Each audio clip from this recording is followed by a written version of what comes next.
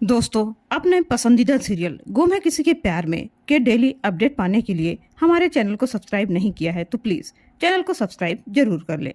आज के एपिसोड की शुरुआत में सभी दुखी होकर नील से कहती है कि मम्मी जी सही कहती है, रजत आज हमारे साथ नहीं है तो इसकी वजह मैं हूँ। नील सांत्वना देने की कोशिश करता है, तभी लाइट चली जाती है। वह माचिस ढूंढने लगता है और कहता है कि ये सब आपकी गलती नहीं है, आप खुद को दोष मत दो। नील मोमबत्ती जलाते हुए कहता है कि हम दोनों अलग जरूर हैं, लेकिन हमारा दर्द एक जैसा ही है। आपको इसलिए तकलीफ हो रही है क्योंकि आपको सच्चाई पता नहीं थी, और मुझे इसलिए क्योंकि मुझे सब कुछ पता था, फिर भी मैं तेजस्विनी को नहीं बचा पाया। इसी बीच सभी को सही का मैसेज आता है और उसके चेहरे पर मुस्कान आ जाती है। तभी बिजली वापस आ जाती है। नील मुस्कुराकर कहता है, लगता है बहुत स्पेशल मैसेज था। तभी आपके चेहरे पर मुस्कान और लाइट दोनों आ गई। सभी बताती है कि उसकी बेटी का मैसेज है। फिर वह नील से कहती है कि वह हॉल में सो जाए और खुद अपने रूम में चली जाती है। नील को ठंड लगती है और वह कॉफी पीता है। उसके बाद नील वहीं पर बैठकर सोचता है कि नितिन मांजरेकर चाहता था कि मैं सभी पर नजर रखूं, लेकिन फिर उसने सभी के स्विट्जरलैंड जाने की बात मुझे क्यों नहीं बताई। सभी को खुद को रजत के गलत कामों की जानकारी नहीं थी। वह खुद से पूछता है कि क्या मैं अपनी आंखों पर भरोसा करूं या एसीपी मांजरेकर की बातों पर। उसके साथ ही वह यह भी सोचता है कि सभी बार बार डर क्यों जाती है। उन्हें ऐसा क्यों लग रहा है कि कोई उनका पीछा कर रहा है। दूसरी तरफ श्रीचंद को मारुति से पता चलता है कि डॉक्टर नील स्विट्जरलैंड में है और सभी के साथ उसी अपार्टमेंट में रह रहा है। श्रीचंद तुरंत आदेश देता है कि दोनों पर नजर रखो। वह डॉक्टर हमारे मनी लॉन्ड्रिंग के काम पर रुकावट नहीं बनना चाहिए, जो करना पड़े करो, इस काम में कोई रिस्क नहीं चाहिए। मारुति वादा करता है कि मैं सभी को चुप करवा दूंगा क्योंकि रिद्धि मेरे पास है। फोन काटने के बाद श्रीचंद कहता है कि मुझे ठक्कर परिवार को बर्बाद करना है और उसके लिए मुझे सबसे पहले उस परिवार की सबसे मजबूत जड़ सभी को हिलाना होगा। मुझे सभी को बर्बाद करने से वह डॉक्टर भी नहीं रोक सकता। दूसरी तरफ मारुति सभी को कॉल करता है और कहता है कि वह जल्दी से सो जाए क्योंकि अगले दिन उसे बैंक में पैसे डिपॉजिट करना है। सभी कहती है कि तुम्हारा काम होते ही मुझे रिद्धि सही सलामत वापस चाहिए। मारुति कहता है कि मैं जुबान का पक्का हूँ, मेरा काम पूरा होते ही रिद्धि आपको नागपुर एयरपोर्ट पर खड़ी मिलेगी। इसी बीच नील चार्जर लेने के लिए सभी के कमरे के बाहर आता है। तभी सभी कहती है कि रिद्धि को कुछ नहीं होना चाहिए। वह फोन काट कर मुड़ती है, तभी नील को देखकर चौंक जाती है। नील सभी से पूछता है कि ये रिद्धि कौन है। मैंने आपसे पहले भी पूछा था लेकिन आपने नहीं बताया, क्या उसकी जान खतरे में है? आप सच सच बताइए ना कि आखिर बात क्या है। सभी गुस्से में कहती है कि वह जो भी है उससे आपको क्या मतलब है।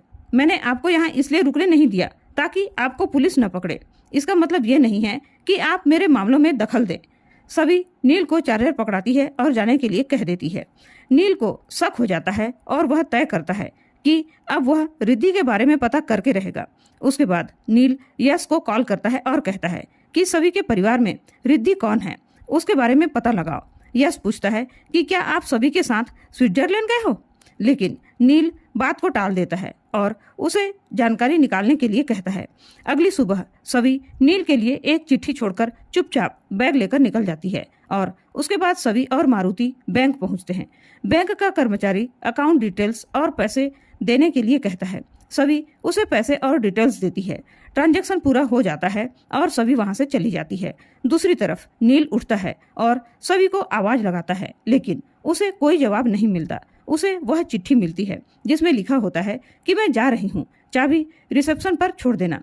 दूसरी तरफ मारुति सभी को बधाई देता है और कहता है कि अब तुम इस मनी लॉन्ड्रिंग नेटवर्क का हिस्सा बन गई हो, तुम रजत की वसीयत को आगे बढ़ा रही हो। सभी साफ पूछती है कि क्या मुझे रिद्धि एयरपोर्ट पर मिलेगी ना। मारुति जवाब देता है कि आपने अपना काम पूरा कर लिया, रिद्धि आपको नागपुर एयरपोर्ट पर खड़ी मिलेगी। दूसरी तरफ यश नील को कॉल करता है और बताता है कि रिद्धि भी सभी की ननंद है और अमेरिका के लिए पढ़ाई के लिए जा रही थी, लेकिन एयरपोर्ट पर काम करने वाले उसके दोस्त ने बताया कि रिद्धि ने फ्लाइट ली ही नहीं। नील यश को धन्यवाद कहता है और फोन काट देता है। दूसरी तरफ सभी एयरपोर्ट जा रही होती है और सोच में पड़ जाती है कि कहीं रजत भी इस काम को करने के लिए मेरी तरह मजबूर तो नहीं था। नील सभी को कॉल करता है लेकिन सभी उसका कॉल काट देती है। सभी की कार नील के करीब से निकलती है, लेकिन वह उसे देख नहीं पाता। सभी का दुपट्टा नील के चेहरे पर गिरता है। उसी दौरान अनिकेत सभी को कॉल करता है और बताता है कि रिद्धि की चिंता में भाग्यश्री की तबीयत और बिगड़ती जा रही है। सभी उसे भरोसा देती है कि सब ठीक हो जाएगा। सभी सोचती है कि मैं एयरपोर्ट से रिद्धि को सीधा घर ले जाऊंगी, उसके बाद सब ठीक हो जाएगा। तभी तारा आकर फोन काट देती है और अनिकेत से बहस करने लगती है। अनिकेत कहता है कि तुम्हें क्या हो गया है, क्या तुम समय पर दवाई नहीं ले रही हो? लेकिन तारा उस पर गुस्सा करती है। सभी नागपुर पहुंचती है, लेकिन रिद्धि कहीं भी दिखाई नहीं देती। तभी मारुति उसे कॉल करता है। सभी पूछती है कि रिद्धि कहाँ है। मारुति जवाब देता है कि तेरे पति ने मेरा 100 करोड़ का हार गायब किया है और तुम सिर्फ 25 करोड़ की हेराफेरी करके सब हिसाब क्लियर करना चाहती हो। सभी कहती है कि मुझे रिद्धि से मिलना है। मारुति कहता है कि उसकी चिंता मत करो, तुम अभी तक सिर्फ 25 करोड़ का ही ट्रांजैक्शन की हो। ऐसे ही अभी 3 किस्त और देनी है, तभी मेरे 100 करोड़ पूरे होंगे।